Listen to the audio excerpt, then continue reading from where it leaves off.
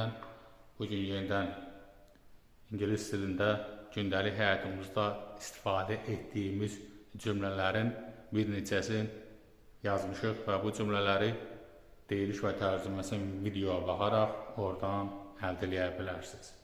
Və çalışın videoya baxanda diqqətlə dinləyəsiniz ki, sözün deyiliş qaydası tam özünüz üçün əldə edə bilər, bacarasınız. What's up? Nə xəbər? I am broke. Mən imkansızam, yaxud da mənim pulum yoxdur. Let's go on. Davam edək. I am hungry.